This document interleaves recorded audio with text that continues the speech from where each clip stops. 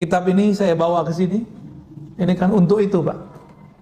Kitab-kitab begini bukan di pesantren aja gak banyak yang ngaji ini. Ini hanya di majelis-majelis para masyayikh, para kiai-kiai ulama besar. Sekarang kita bawa ke majelis umum. Kenapa? Karena sekarang virus-virus kolbu itu banyak sekali. Kalau kita nggak bawa kitab ini keluar, kapan lagi nih umat bisa menikmati kitab-kitab seperti ini? Kalau nggak nanti ulama-ulama aja yang menikmati. Si hamba lebur kudratnya, kekuatannya, iradahnya, kehendaknya dalam kudrah iradah Allah dengan ilham dari Allah Subhanahu wa ta'ala. Orang ini nggak banyak wirid. Wirid itu untuk pemula. Tirakat itu bagi pemula. Kalau wali-wali Allah, dia sudah melewati masa-masa itu. Yang diperlukan bukan lagi wiridan zahir, tapi wiridan qalbu. Dan ini amal yang lebih mulia. Hanya berkaitan dengan penyerahan rezeki kepada Allah. Jadi orang awam itu kalau ngomong tawakal, babnya rezeki mulu, duit mulu. Kita banget ya. Bener. Kapan hidup ini gak mikirin duit? Baru naik makomnya dari makom awam ke makom khawas. Untuk teman-teman yang menonton kajian ini, jangan lupa bersalawat kepada Nabi kita Rasulullah Muhammad sallallahu alaihi wasallam. Allahumma salli ala Muhammad wa ala ali Muhammad. Ini tawakal dari kata wakkala, tawakkala yatawakkalu tawakkulan. Dalam bahasa Indonesia kita mendengarnya tawakal. Jangankan orang Indonesia, orang Arab aja kadang salah faham. Tawakal itu dikira bermalas-malasan. Apalagi orang Indonesia seperti kita, sering salah faham. Tawakal itu dianggap nggak kerja. Tawakal itu dianggap diem. Enggak, tawakal itu kolbu yang bekerja. Jadi orang tawakal itu kolbunya kerja keras, bukan malas-malasan dia. Kolbunya kerja keras itu. At-tawakkul huwa thiqatu bima 'inda Allah wal ya'su 'amma fi aidin nas. Apa yang dilakukan oleh kolbu? Hanya percaya apa di sisi Allah dan tidak berharap kepada apa yang di tangan manusia, di tangan makhluk. Itu tawakal. Dia berobat ke dokter, tapi dia nggak berharap bahwa kesembuhan ada di tangan dokter. Yang dia pandang saat itu adalah Rasulullah nyuruh dia berobat, kesembuhan urusan Allah. Itu. Dia bekerja di suatu institusi, perusahaan, atau dia seorang pegawai negeri atau swasta. Dia tidak memandang institusi itu yang ngasih dia rezeki, tapi Allah memberi rezeki lewat institusi itu. Seandainya lembaga tersebut hilang, nggak ada masalah. Allah kan nggak pernah hilang. Kenapa ada orang stres di dunia? Karena dia telah mendewakan tempat kerjanya, telah mendewakan kekasihnya. Tempat kerjanya hilang, kekasihnya mati, atau kekasihnya pengen dengan yang lain, maka muncul goncangan dalam dirinya. Maka di situ banyak orang stres, ya. Maka tawakal tidak ada kaitannya dengan orang malas, ya. Justru orang punya kerja keras. Dia buang rasa harap kepada makhluk yang dia tumbuhkan, cuma trust, percaya kepada Allah Subhanahu wa ta'ala. Dan ini kerja yang berat bagi kolbu, sangat-sangat berat bagi kolbu. Tapi kalau dapat melasnya, ya, orang tawakal ini orang-orang yang sedang berjuang melawan pengaruh makhluk di kolbunya, ya. Wa qila annahu ay yastawiya 'inda al-insan al-iktsar wal-iqlal. Orang tawakal itu sama saja bagi dia, ini indikator sebenarnya. Jadi di kitab itu kalau ada misalnya kitab Risalah Kusyairiyah, kitab ini Hadaib, ada penjelasan yang berlebih mengenai suatu kata. Tawakal artinya 1, 2, 3 gitu. Biasanya yang pertama yang paling bagus, paling lengkap, yang kedua, ketiga itu indikator aja. Indikator orang tawakal apa saja? 1, ayyastawi 'indal insan al-iktsar wal iklal. Bagi dia hartanya banyak, hartanya sedikit, kerjanya banyak, kerjanya sedikit, kolbunya tidak berubah. Kolbunya tetap bergantung hanya kepada Allah. Maka dia tidak bertambah yakin karena duitnya banyak, dia tidak berkurang yakinnya kalau duitnya sedikit. Kalau kita kan nggak begitu. Baca Waqiah nih, duitnya banyak, rezekinya jadi melimpah, baru dia yakin. Tadinya kurang yakin. Jadi butuh pembuktian dulu. Ini kita kebanyakan. Maka iman kita ini belum masuk ke iman mutawakkilin. Orang-orang tawakal itu ada benefitnya, Bapak Ibu yang mulakan Allah. Dia nanti masuk surga tanpa hisab, tanpa azab. Orang hisab di sana,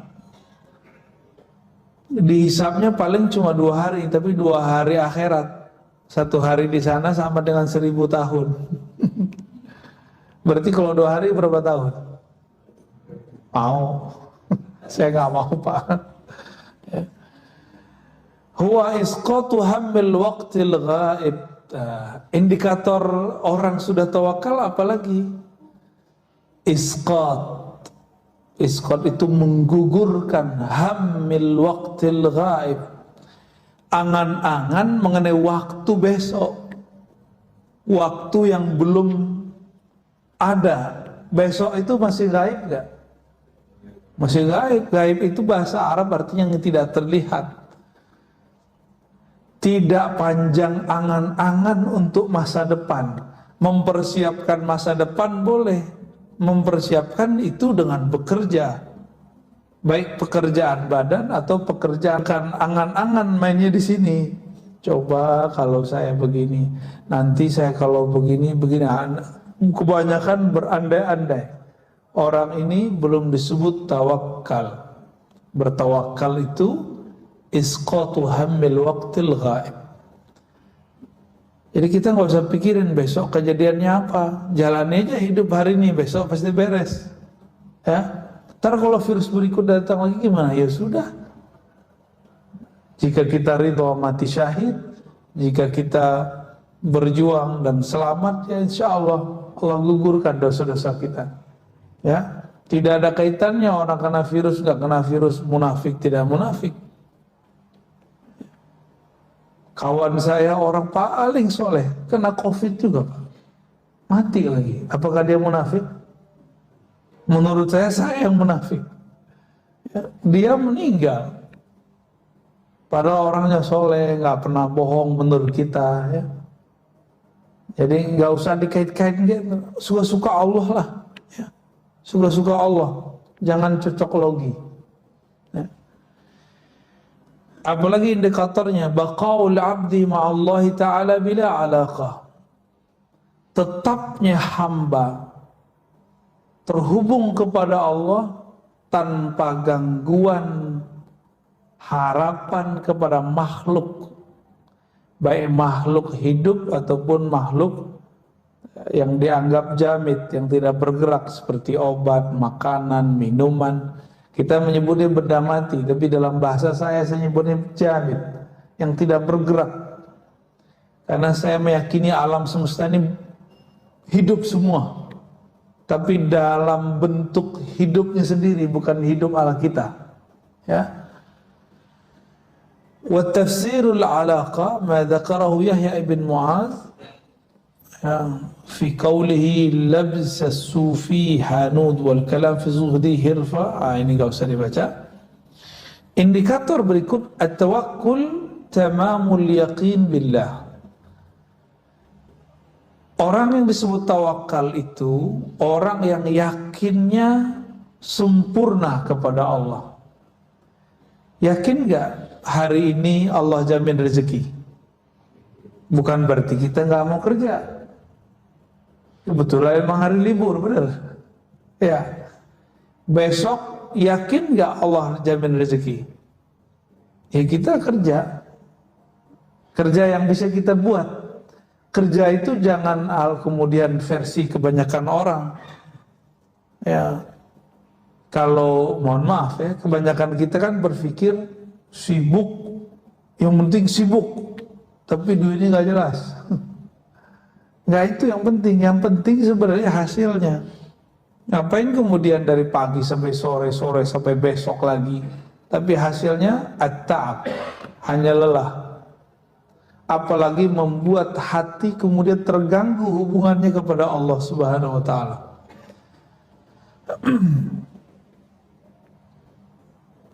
Yakin itu cara menumbuhkannya gimana? Kan banyak orang nanya, gimana cara numbuhin yakin?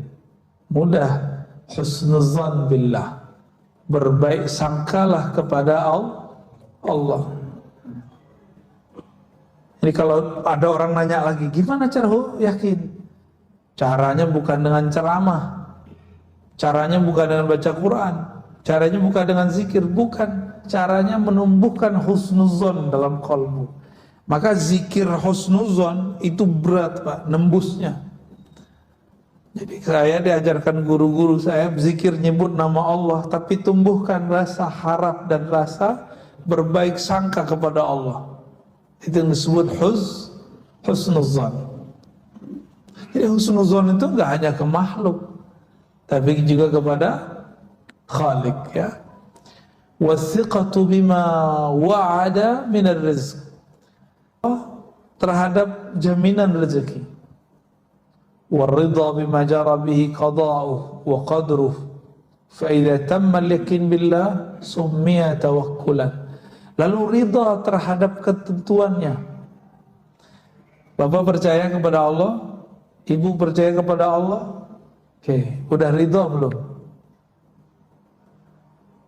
Allah berkuasa nggak sekarang? Sebelum pandemi, saat pandemi, sekarang ini, pandemi itu Allah yang buat nggak? Yang ciptain nggak? Allah juga yang ciptain. Semuanya Allah yang buat.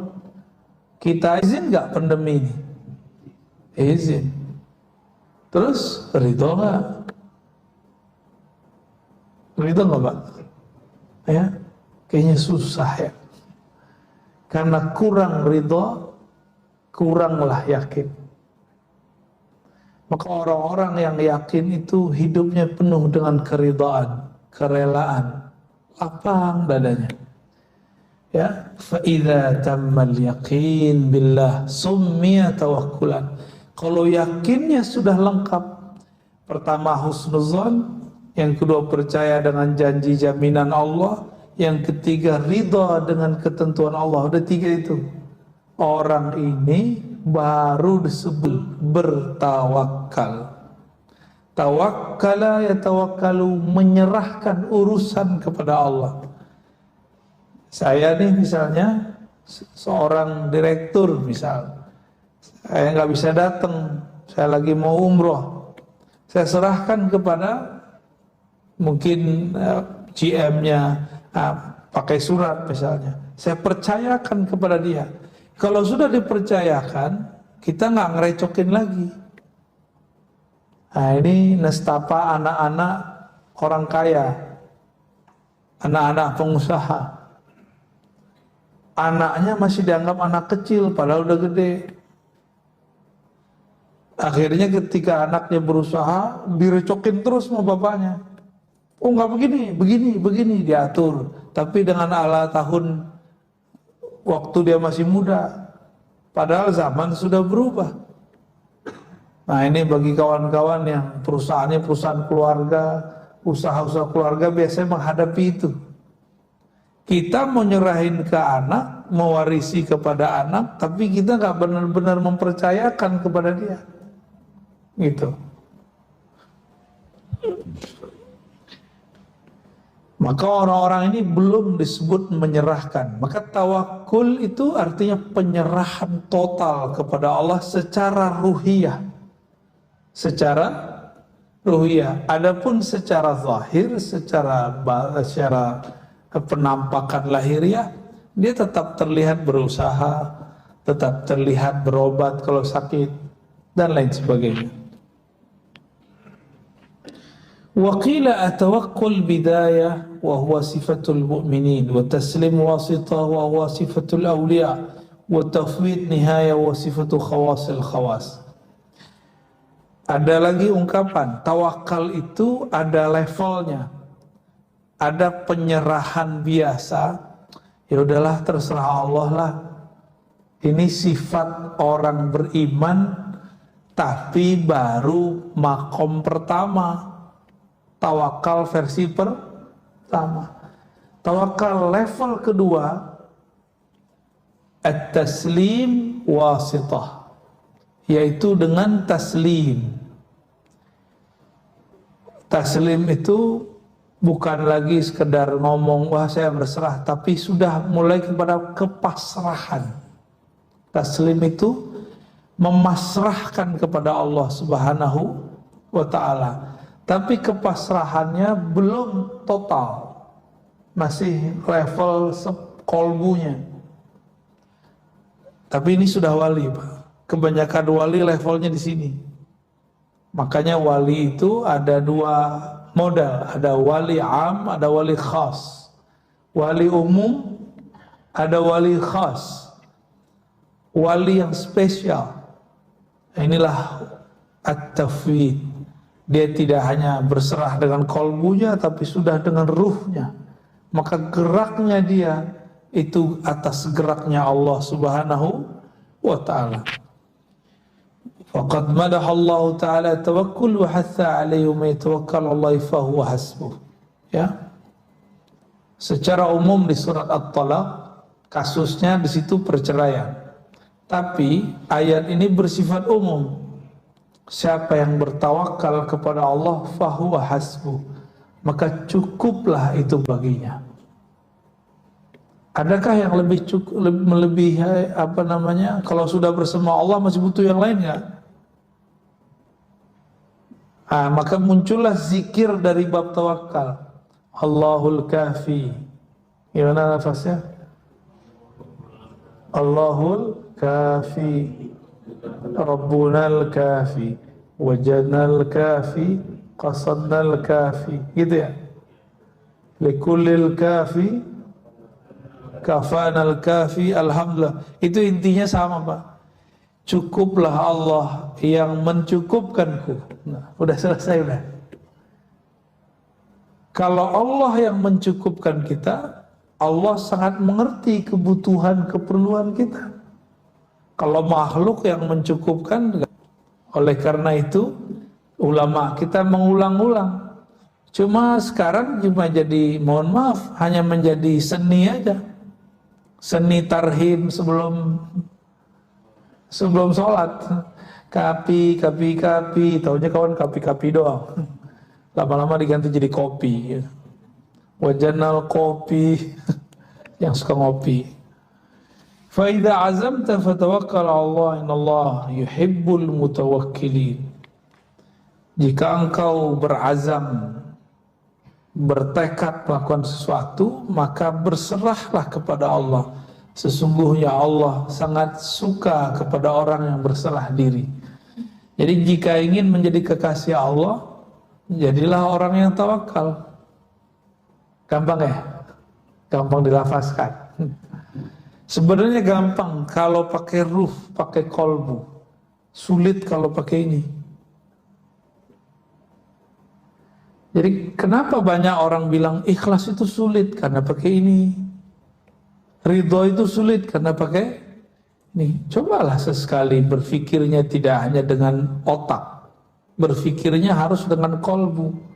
Lebih mudah. Berfikir dengan kolbu itu kecepatannya luar biasa. Apalagi dengan ruh, dengan ruhani, itu lebih cepat lagi. Wa qala an-nabiy sallallahu alaihi wasallam at-tawakkul nisful ibadah wa du'a nisfuha. Ya. Hadis ini tidak sahih, saya nggak usah terjemahkan. Kita baca yang hasan, ya, yang sahih yang ini. Lau tawakkaltum Allah Ta'ala haqqa tawakkulihi, seandainya kamu bertawakal, berserah diri, pasrah kepada Allah, saya garis bawahi, di dalam qalbumu, bukan berarti dia malas-malasan. La razaqakum kama turzaqut tayru taghdu khimasan wa taruhu bitanan. Seandainya kamu berserah diri kepada Allah di dalam hatimu, haqqa tawakkuli, dengan tawakal yang sebenar-benarnya, la razaqakum, dia akan memberimu rezeki seperti burung diberi rezeki tanpa perlu bekerja di suatu perusahaan, satu lembaga. Berangkat perutnya kosong, khimasan, pulang perutnya kenyang. Itu burung mikirin gak besok pagi makan apa? Enggak, dia gak mikirin. Jadi kita ini tawakalnya kalah sama burung. Kita udah mikirin besok makan apa ya, besok makan apa ya. Ya itulah manusia, ya. Wa qala Luqman li ibnihi, ya bunay, inna ad-dunya bahrun 'amiq qad ghariqa fihi katsirun minan nas. Wahai ananda, kata Luqman, wahai anakku, dunia itu seperti lautan yang dalam, yang mana banyak manusia yang sudah tenggelam dalam dunia bekerja, benar, tenggelam dalam dunia rumah tangga, urus anak, khidmat kepada suami mencarikan nafkah. Itu yang disebut bahrun amik. Faltakun safinatuka fiha taqwallah, maka jadikanlah kapalmu, yaitu kendaraanmu, takwa kepada Allah. Wa syira'uha tawakkul Allah, lalu perjalanannya penuh dengan tawakal kepada Allah. La'allaka tanju wa ma azunnuka najian, semoga kamu sukses walaupun itu sulit, kata beliau, ya. Wa ma azunnuka najian. Wa alam anna tawakkul ala qismain. Nah, tadi kita sudah bagi tawakal tadi ada 3, kalau di sini dibagi menjadi 2. Ada tawakal orang awam. Awam ini umum, kebanyakan orang beriman ini. Tafidu amr rizqi ilallah, hanya berkaitan dengan penyerahan rezeki kepada Allah. Jadi orang awam itu kalau ngomong tawakal babnya rezeki mulu, duit mulu. Kita banget ya, bener. Kapan hidup ini gak mikirin duit? Baru naik makomnya dari makom awam ke makom khawas. Itu samanya mau ustadz gak ustadz sama. Serius. Jadi kalau si ustadznya gak belajar kerohanian, gak berlatih rohaninya, itu mahabbah fulusiyahnya tinggi sekali. Tahu mahabbah fulusiyah, Pak? Cinta duitnya, Masya Allah, ya. Ada yang naik dikit, cinta viral.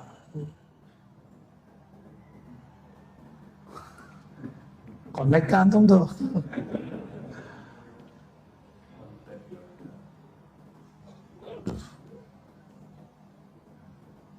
Orang kalau cinta viral itu gampang tersinggung, Pak. Gampang tersinggung sama yang ngundang. Jadi misalnya nih pas datang, masjidnya kok kecil, apa ini? Pergi lagi deh, tersinggungan. Atau fotonya digandeng dengan orang lain, tersinggung lagi. Itu kalau orang mahabbah al-viraliyah. Bahasa Arabnya mahabbatus syuhrah, cinta viral. Dan itu penyakit yang muncul di kalangan ahli-ahli dakwah karena dia belum membenamkan egonya sebelum berdakwah. Kita wajib membakar dulu ego kita, kita benamin dulu sebelum kita berdakwah. Dakwahi dulu diri sendiri, baru dakwahi orang lain, ya, supaya nggak baperan. Banyak baperan, begitu banyak. Belum lagi dai yang merasa lapaknya diambil. Benar Pak, serius. Jadi saya ketemu seorang ustadz, dikata-katain oleh ustadz senior. Si ustadz muda ini baru pulang dari luar negeri, dari pesantren. Majelisnya lumayan rame. Dimarahi oleh ustadz senior. Kata yang senior, ente sowan dulu mana? Wah, enggak ya bener. Izin dulu dong sama gua. Ini wilayah gua nih. Ya. Kayak preman aja ya. Preman ustadz. Mau buka-buka majelis aja. Lapor dulu sama kita. Masya Allah. Itu bukan 1-2 tempat, Pak. Banyak sekali. Tuh preman jadi ustadz begitu. Ya. Masih mending. Nah, ada lagi level lain. Bapak ini jurusan hukum fikih. Terus datanglah seseorang masih muda. Dia juga bisa berbicara hukum, tapi jurusannya bukan jurusan hukum. Ternyata dia cuma tamatan pesantren. Kata orang yang jurusan hukum ini, kamu jangan ambil materi saya dong. Itu kan materi saya. Saya yang kuliahnya hukum. Kamu kan bukan. Saya aja ngajar, kamu gak usah. Wah, itu udah banyak, Pak. Ya. Jangan ambil dong bagian saya. Gitu. Nah, ini akibat tidak membenamkan egonya sebelum dakwah. Maka dalam kitab Ibnu Athaillah disebutkan, udfun wujudaka fi ardil khumul. Benamkan dulu wujud sombong di ardil khumul, di tanah ketawaduan, gitu maksudnya. Khumul itu nggak kelihatan sama orang, mastur, sehingga nanti sama aja rasanya, mau terkenal nggak terkenal sama, mau viral nggak viral sama, karena dia kemudian bukan menjadi hamba syuhrah, hamba kemasyhuran. Dia bukan jadi hamba yang juga pengen sembunyi-sembunyi, enggak. Bagi dia sembunyi tidak sembunyi sama. Allahnya sama kan? Allah Tuhannya orang yang sembunyi dengan orang yang enggak sembunyi sama enggak? Maka wali itu enggak mesti diam-diam. Wali itu ada yang terkenal. Cuma enggak banyak. Karena banyak orang pengen terkenal jadi wali, dia bukan wali. Wali murid sih iya. Nah ini catatan saya terhadap diri saya sendiri dan dunia dakwah.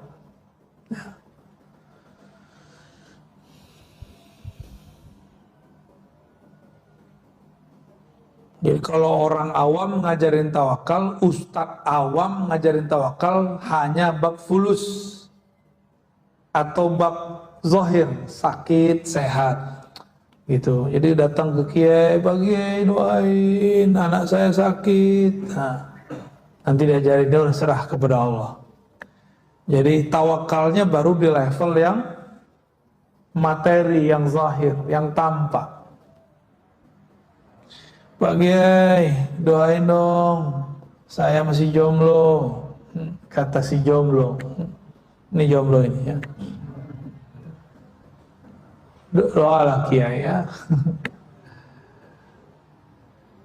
Begitulah terus. Nggak naik-naik pangkat. Nggak naik-naik pangkat. Tawakalnya masih urusan rezeki zahir. Adapun tawakalnya khawas, dia leburkan kehendaknya dalam kehendak Allah. egonya dalam wujud Allah. Itu yang disebut tawakal wali. Tawakalnya wali-wali Allah. Maka wali Allah itu tidak ada wali Allah yang hakiki ya, yang doa ya Allah angkatlah pandemi, gak ada.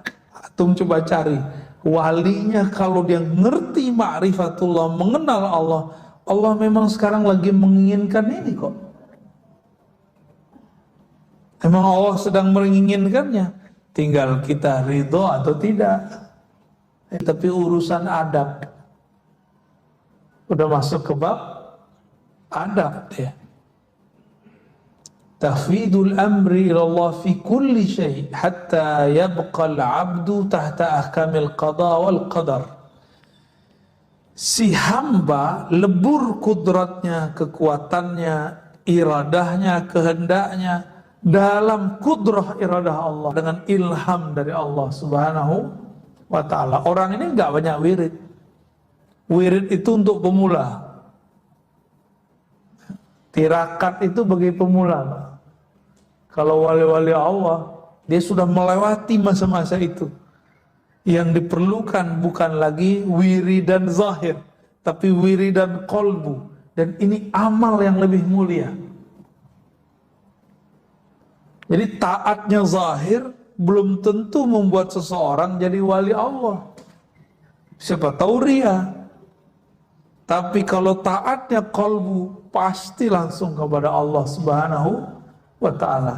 Jadi saya berharap mulailah kita mengarah ke sana.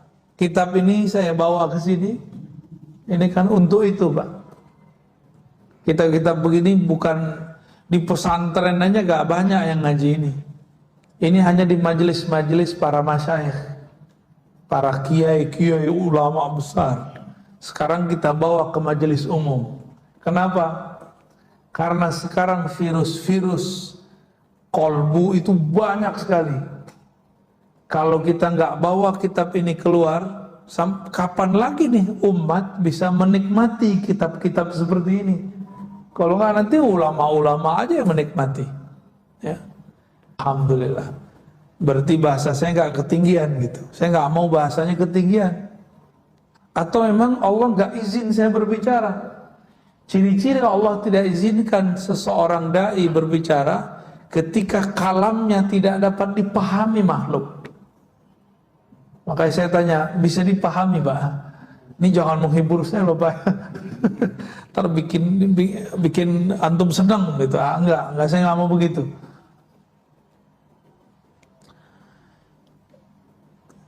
Orang-orang yang wali khawas itu kesannya, nah di sini banyak orang tertipu secara kasat mata. Adimul harakati wal ikhtiyar. Seakan-akan gak ada lagi gerak, tidak ada lagi pilihan. Tadi kita sudah sebutkan, dia hanya bergerak kalau diilhamkan Allah. Dia hanya memilih jika dipilihkan Allah. Inilah maqam Sayyidina Abu Bakar ketika ditanya, apa yang kau pilih? Apa yang kau mau wahai Abu Bakar? Apa jawaban beliau?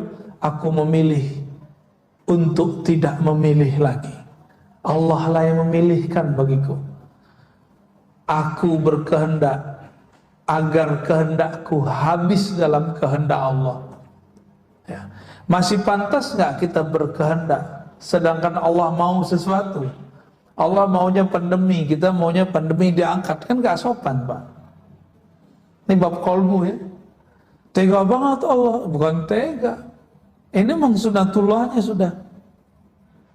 Kan dunia ini memang tempat, kalau nggak virusnya pandemi, virus apa gitu. Pasti selalu ada.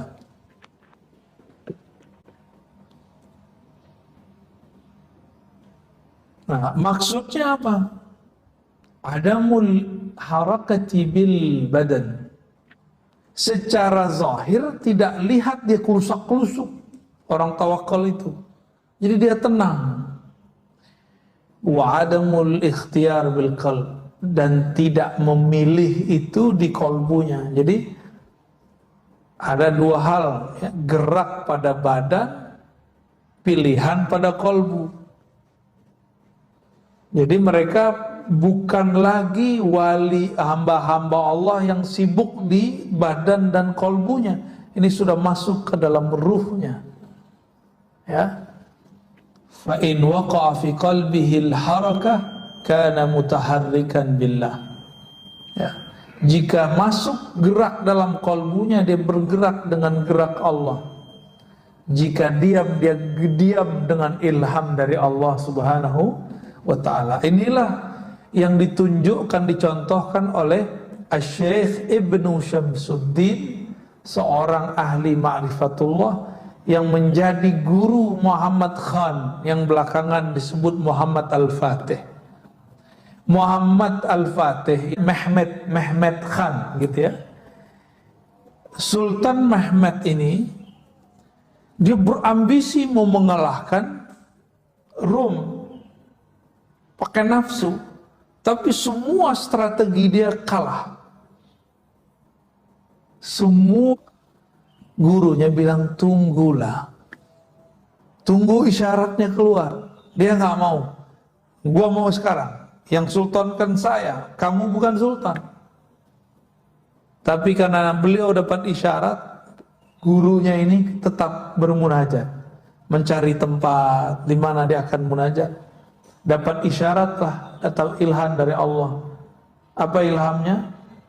Bahwa di sana, di satu tempat di Istanbul itu ada satu makom, adalah makom sahabat Nabi, pewakaf masjid namanya Abu Ayyub Al-Ansari, yang sekarang disebut nama tempatnya Masjid Ayyubiyah.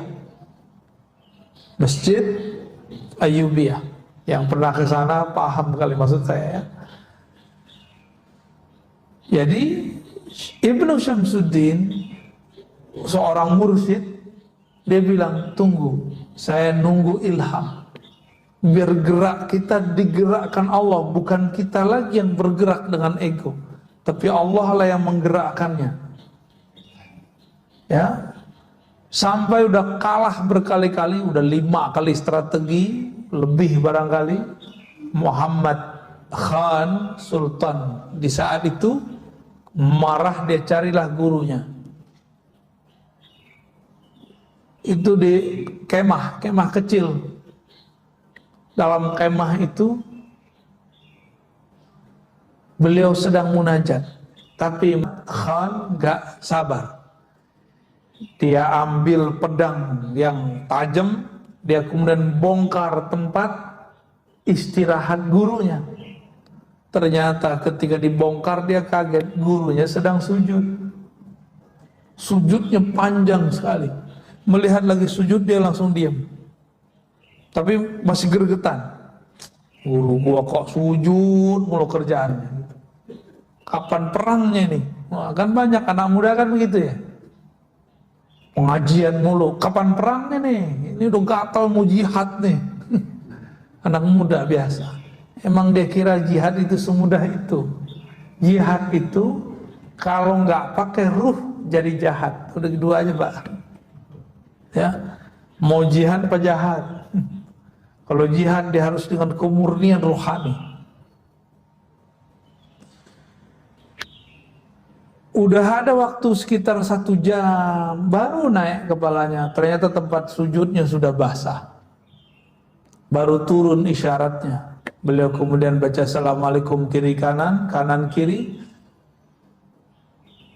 Ibn Syamsuddin mengatakan, wahai Ananda Sultan, detik ini berangkatlah. Insya Allah Allah membersamai perjuanganmu. Bengongnya. Ini yang gue tunggu-tunggu nih. Tapi di saat itu karena dia melihat gurunya sujud lama, egonya pun ikut kemudian tenang. Dia kemudian masuk ke Konstantinopel yang sekarang jadi Istanbul itu dengan penuh tenang, zikir gak berhenti, dibersamai gurunya. Jadi beberapa kali melakukan serangan, gurunya gak dia bawa ikut. Dia ngerasa, orang tua ngerti apa. Ini anak arogansinya anak-anak muda. Ya, menang gak habis itu? menang, maka beliau dapat gelar Al-Fatih, penakluk Konstantinopel.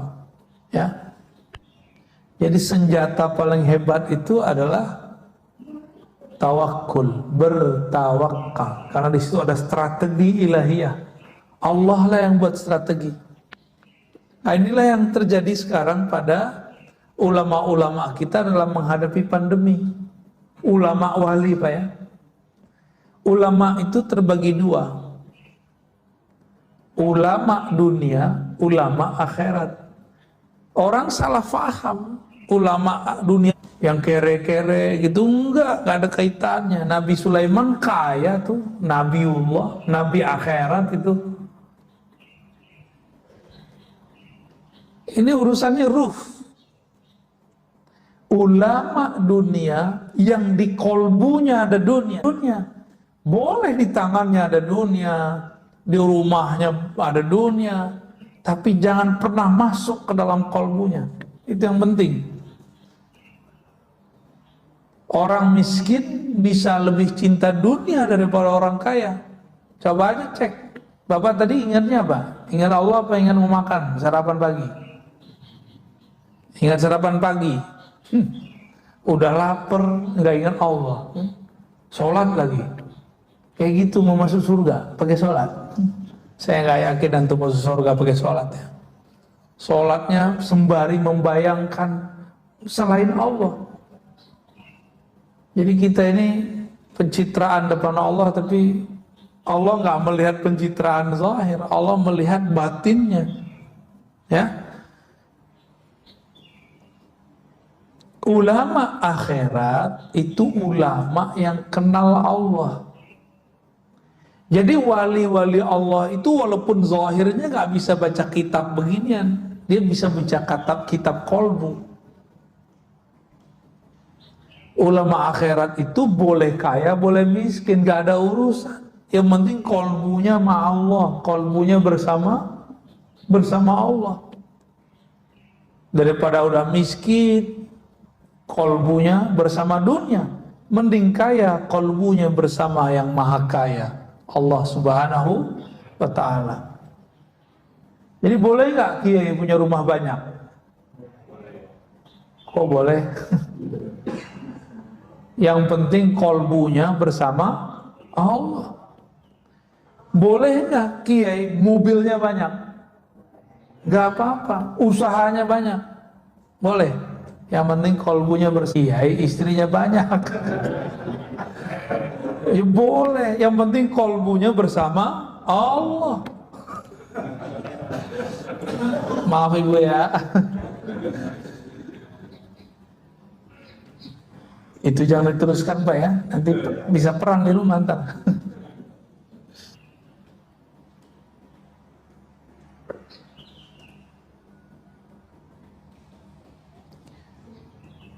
Contoh tawakal kalau dalam kisah-kisah Quran, masih ingat Nabiullah Ibrahim? Masih ingat? Nabi Ibrahim waktu dilempar ke dalam api, siapa yang datang? Malaikat datang. Yang datang bukan malaikat biasa, yang datang pemimpin malaikat luar biasa, Sayyidina Jibril. Beliau menawarkan bantuan. Itu kalau Sayyidina Jibril ngeluarin sayapnya satu, Raja Namrud mau negerinya hancur semua, cukup dia gini nih. Karena sayap dia itu luar biasa sekali. Tapi Sayyidina Ibrahim nggak mau, karena itu melanggar kode etik nubuat. Jadi nabi-nabi itu walaupun doanya mustajab, dia nggak boleh mengeluarkannya di dunia. Kata Rasulullah SAW, inni khaba'tu, aku menyembunyikan doa-doa mustajabku. Nggak boleh sembarangan pakai.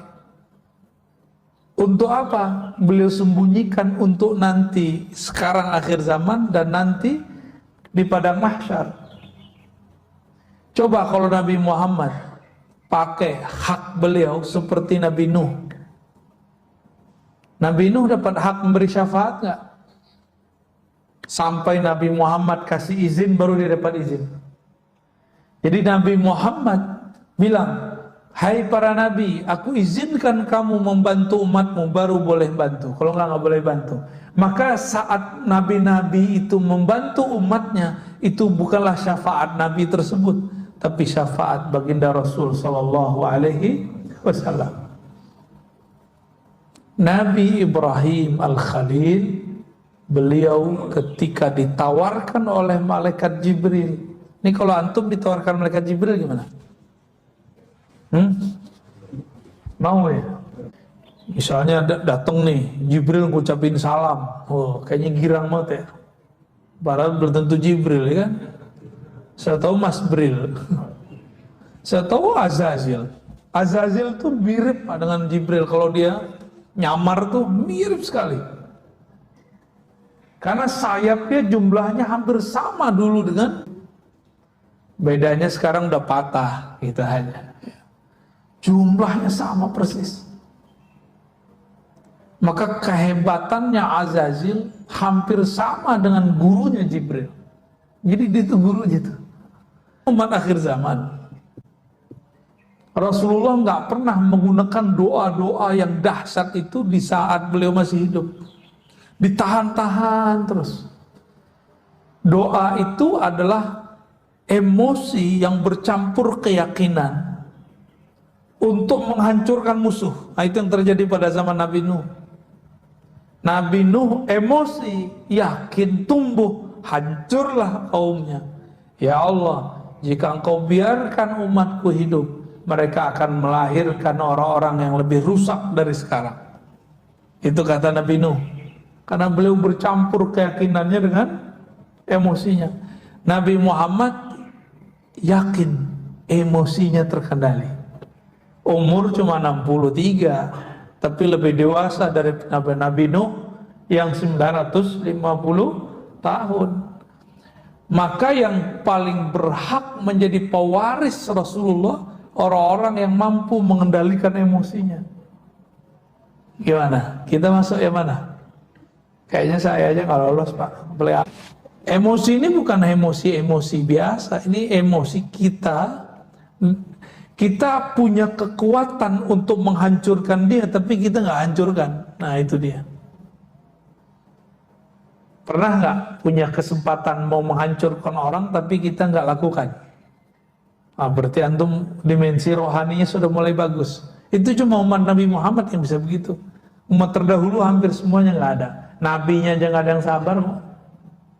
Jadi sesabar-sabarnya Nabi terdahulu, itu jauh lebih sabar Nabi kita Muhammad Sallallahu Alaihi Wasallam.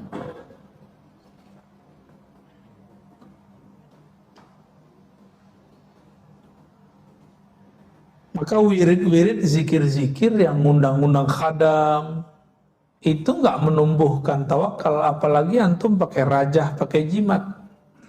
Meskipun pakai jimat itu ada dalilnya yang membolehkan. Tapi kalau meskipun ulama ini membolehkan, saya mensyaratkan satu, harus bab tawakul. Kalau nggak usah pakai jimat. Ya.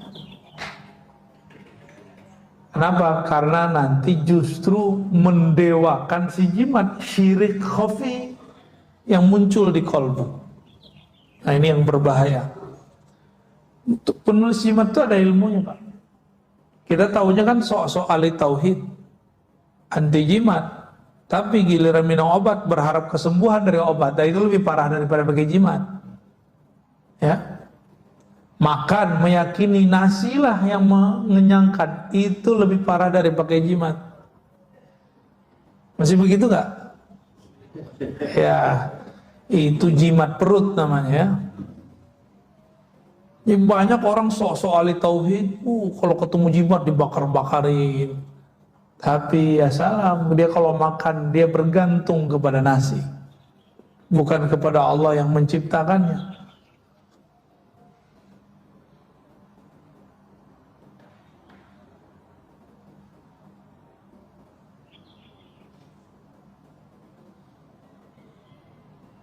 Wah, udah jam 6, buat 10 Pak. Lanjut. Atau cukup?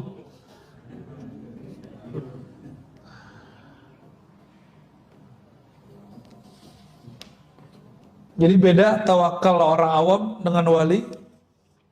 Orang awam tawakalnya urusan pulus, rezeki, jodoh. Begitulah terus. Hidup ini muter bolak-balik. Yang ada dalam hatinya cuma masalah rezeki, jodoh, apalagi tadi? Ya, pasangan, sehat tidak sehat, beli rumah tidak beli rumah. Jadi kalau cerita tawakal yang diceritain masalah keajaiban duit. Saya ini nggak punya kerjaan, terus sholat duha 12 rakaat, tiba-tiba siangnya ada yang nganterin duit. Itulah testimoninya terus. Ya, saya di dalam dompet cuma ada duit 20.000. Celengan lewat, saya kasih aja. Hati berkecamuk. Sorenya dapat duit 2 juta. Jadi testimoni tawakal orang awam itu selalu masalah duit. Mau naik pangkat nggak? Jangan lagi masalah itu. Tapi sudah masuk kepada meleburkan kehendak kita dalam kehendak Allah. Artinya kita nggak berkehendak kecuali emang Allah ridho gitu. Karena kita nggak semuanya wali Allah, putuskanlah semua urusan dengan sholat. Jadi sholat 2 rakaat, minta izin ya Allah, apakah ini kecenderungan Pak? Orang ini sudah mulai masuk gerbang tawakal. Itu maksud Nabi, idza hamma ahadukum, kalau kamu punya hajat, punya kehendak, maka baguskan wudu'mu, falyusolli rakaatain, sholat 2 rakaat, lalu doa minta jodoh itu, atau doa minta suatu masalah diselesaikan.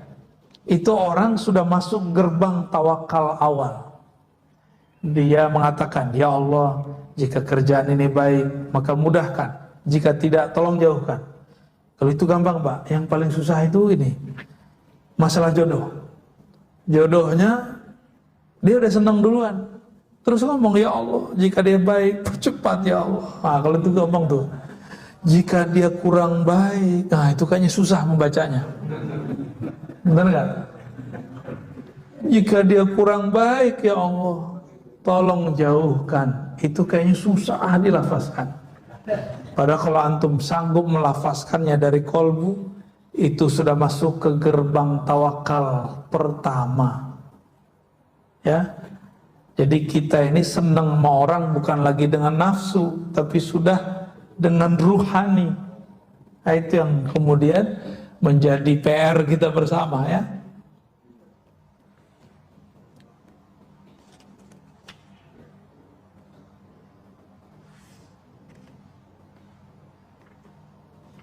Udahlah ya, udah kebanyakan.